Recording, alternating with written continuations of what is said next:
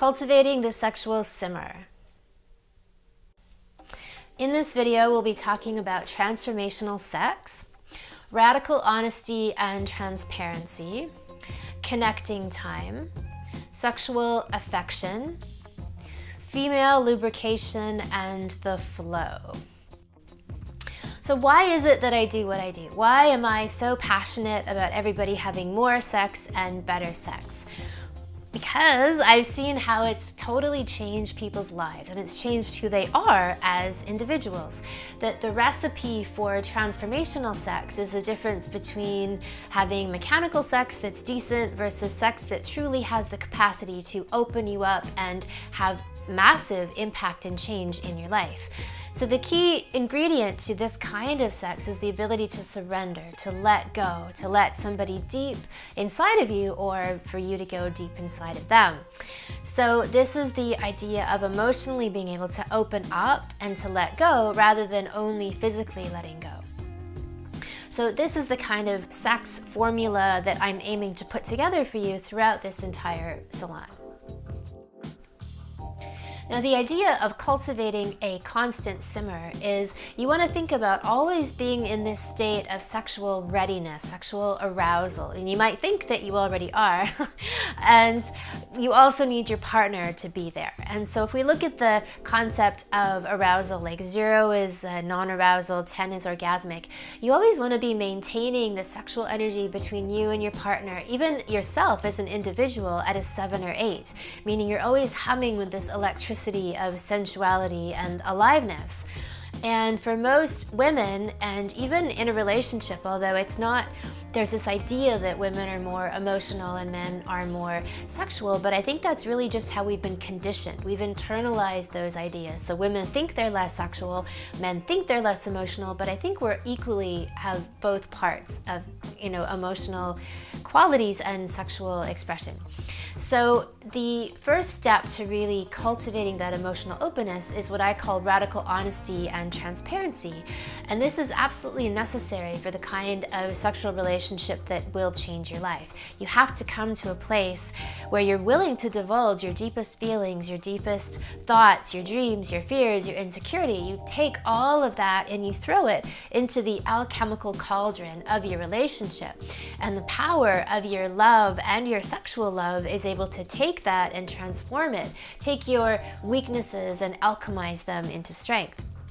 Now, one of the key things I talk about in doing this is this idea of transparency. And so if you imagine that you have a clear slate of glass between you and your partner, you always want to be keeping that clean. You always want to be sharing and communicating. The moment that you hold something back, whether it's an outright lie or just something that you're afraid to share because it might hurt the other person, you're going to create a splotch of mud on that glass. You hold back something else, there's another splotch of mud. You tell an outright lie and there's a big brick that's just shown up. So the more that you withhold things and you don't share with your partner, you end up building this wall between the two of you, and vice versa, the same goes for them. So what I encourage you to do is have a habit, make a commitment even to this idea of being transparent, because it's a value. Most people operate in their relationships on this idea, the tacit agreement of don't ask, don't tell, right? What I don't know won't hurt you, won't hurt us. And so people keep a lot to themselves. Yet that's the kind of what I would call subsistence relationship and not really a transformative relationship. So first off is you just committing to the idea that, yeah, we want to do this like that. We want to be able to share openly and deeply and absolutely. And then you make a habit of doing it. Because when you have distance between the two of you, you cannot come together in any way. These blocks show up in your bed, they show up in your life, they show up as coldness that builds between the two of you, as avoidance, either even sexually or in any form. People will find ways to schedule their lives around not seeing each other, even if they're in a marriage. This shows up as sexual dysfunction, premature ejaculation, or let's say a woman's inability to orgasm. So I can't tell you how many amazing sex sessions I've had born out of these very intense conversations. So it's very important for people to not only schedule sex dates, but to schedule connection dates. And so when I'm working with people, I usually suggest that you set aside at least 3 instances a week, maybe 20 to 40 minutes, that are designed for you to check in with each other on a deeper level. And so you're not allowed to talk about children, chores, work, all of the day-to-day minutia of your life. It's about getting deep into like, how are you feeling about yourself? How are you feeling about the relationship? Is there something that's happened that needs to be cleared so that you can feel like you can open and trust this person again? So that's really important. And of course, you've probably heard me talk about scheduling sex, and this is to ensure that you actually get it done. I was speaking with a couple recently, and they were saying to me that their value system is sex comes first. So the first thing they do when they see each other is they have sex. They're not living together right now, and they have sex at least twice a day. And they said that when they heard about my 30-day challenge that I issue people, you know, that to have sex once a day for 30 days, they said, oh, we're gonna have to cut back. So this was an unusually devoted couple who put sex as number one, you know, that was sex comes first, that came before anything else. And they got on this very deep level how their sexual connection greased the wheels of every other part of their life. So something else that you can do to keep that sexual energy up is what I call sexual affection. So it's not just the perfunctory kiss on the cheek when you say goodbye in the morning when you go off to work. It's actually using texting or sexting, using sexy emails, sending photographs of each other, sending information about what you want to do to the other person later when you see them. It's the sex in between the sex. It's grabbing somebody's ass as you walk by. It's pinning them up against the wall in the hallway as you're walking past each other. You know, it's a quick makeout wherever you can get it. You don't have to take every single sensual interaction all the way to intercourse and orgasm. All you need to do is rev up that engine, that sexual engine, because the more that you do that, the more easily your woman is simply going to be warm and responsive. There's a Taoist expression which says that sexually speaking, men are like fire. They're quick to ignite and quick to extinguish. And this is why we'll be working on stamina for you guys. And women are like water. They're slow to boil, but they keep on boiling.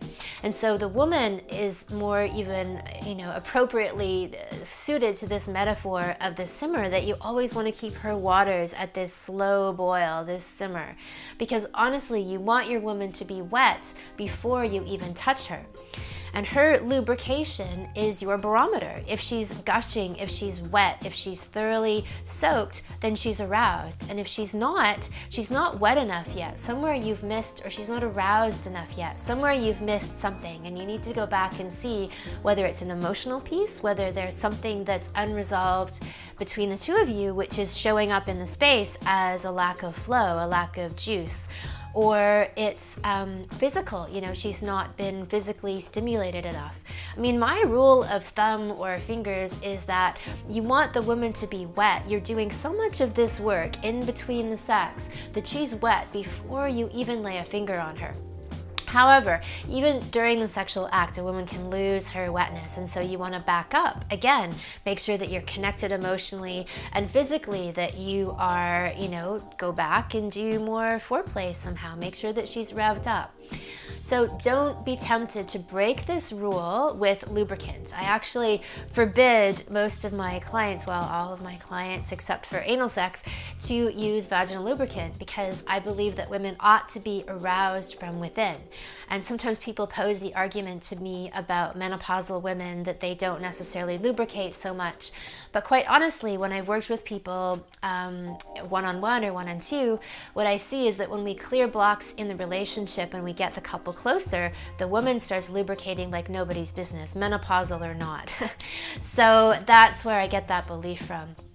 And trust me, you don't want to override this the woman not being fully aroused, because that's going to create resentment and a lack of trust. Even if it's unconscious, even if the woman seems gung-ho to use lubricant in the moment, underneath it, she's truly not prepared yet. And so it's best to listen to that and honor that.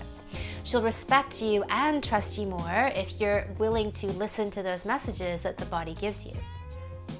And the same applies to you. If you aren't fully erect and you're not fully hard, where are you holding back? Where are you perhaps emotionally protecting yourself? Where are you physically not aroused enough yet? What part of you, what part of your cock, of your erection, are you not occupying?